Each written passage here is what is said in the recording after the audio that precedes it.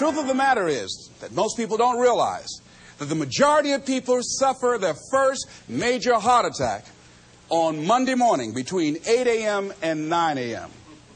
People getting ready to go to jobs that they don't like, jobs that are making them sick. What is it that you could love doing 7 days a week that'll bring a smile to your face? Think about that. You've got to start saying yes to your life. You've got to start saying yes to your dreams, yes to your unfolding future, yes to your potential.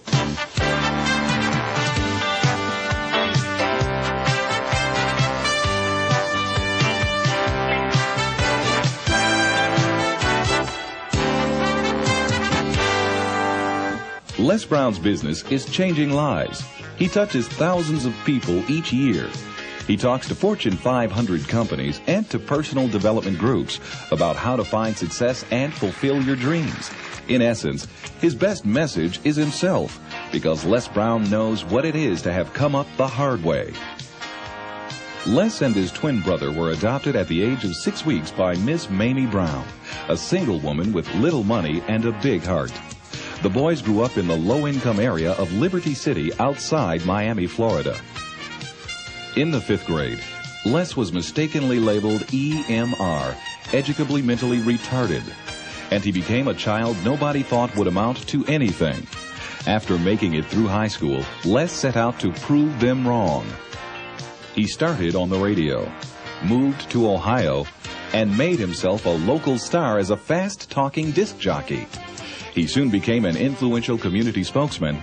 Then he ran for the Ohio State Legislature, where he served 3 terms and became chairman of its Human Resources Committee. Les Brown is now a nationally acclaimed motivational speaker who's taught thousands of people the techniques he's used to overcome the obstacles he's faced in his own life.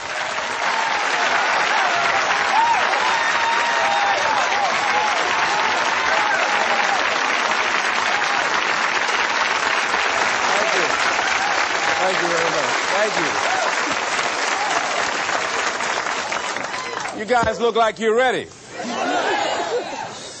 Repeat after me, please. This is my decade. This is my decade. You know, every year I used to say, this is my year. But ladies and gentlemen, one good year won't be enough for me. How many of you can use a good decade? Raise your hands, please. Fantastic. All right, now, here's what I want to do. I want to share with you how you can begin to make this your decade. How many of you know within yourself, if you ask yourself the question, have I done all that I'm capable of doing or being and living up to my potential? How many of you have to really answer, no, I have not done all that I can do? Raise your hands, please. Okay, very good. Now, here's what we know. That people don't do what they know in life, but what they do is they operate within the context of the vision they have of themselves.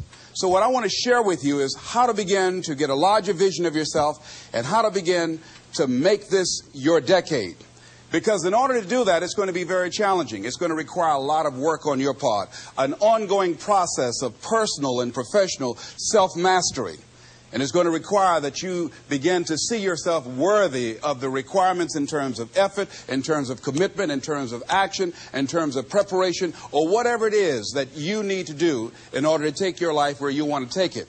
So one of the first things I ask you to do is I want you to look at your life right now and think about something that's important to you, something that gives your life a sense of value. Think about something that you'd like to have, or something you'd like to create for you or your family or for society. I want you to hold this thought in mind. Now, one of the first things I want you to do is don't worry about the inner conversation that you're going to have. Don't worry about how you're going to do it.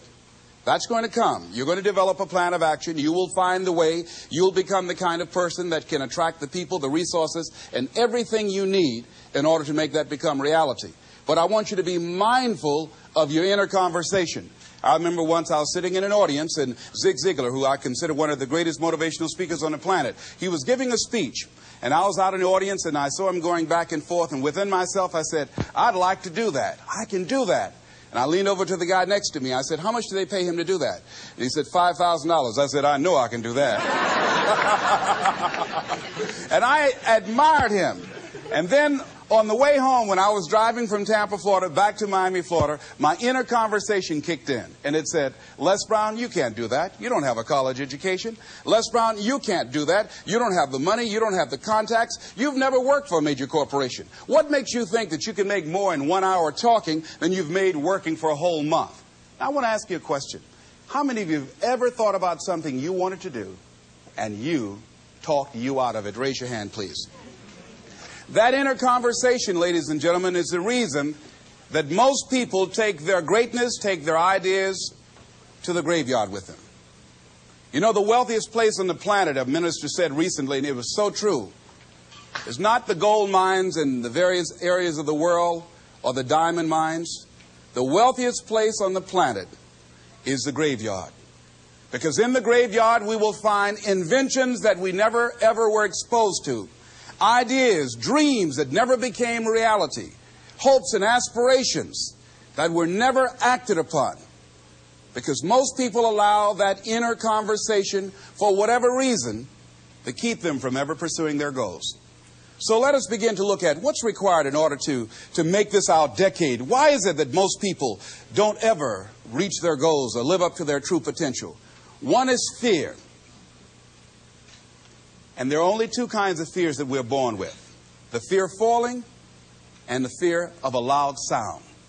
All other fears we learn, like the fear of failure. The next is the fear of success. That's one of the major challenges I had to deal with. I was working on a major project, and after it began to grow and it was extremely successful, I panicked and I walked away from it and gave it to someone else because I didn't believe that I could handle it. The other thing that keeps most people from reaching their goals is that a lot of people become comfortable. They stop growing. They stop wanting anything. They become satisfied. They stop looking at ways in which they can improve themselves. They stop putting things in front of them. I was reading something by a great man, George Bernard Shaw, and he said something to the effect that to have succeeded is to have finished one's business on earth. Like the male spider who is killed by the female spider the moment he has succeeded in his courtship. And he goes on to say, I like a state of continual becoming with a goal in front and not behind. I remember after giving a speech at a major corporation, a gentleman came up to me who was up in years, and he said, you know, that's real great motivation for you young guys, but I've done all my work. There's nothing else for me to do. I said, oh, yes. You've got a lot to give. You have a lot to offer. The fact that you're still here means that your business is not through yet. The other thing that keeps us from reaching our goal is not feeling worthy. That's where a lot of people get stuck.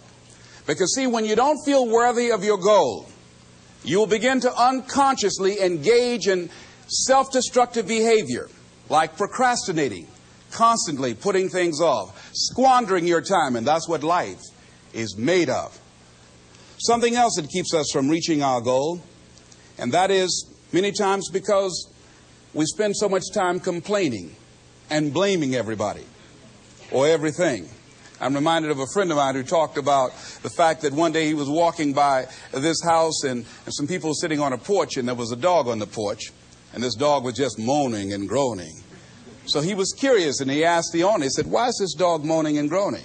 And the owner said, because he's laying on a nail. He said, well, why doesn't he get off? He says, it's not hurting bad enough for him to get off. How many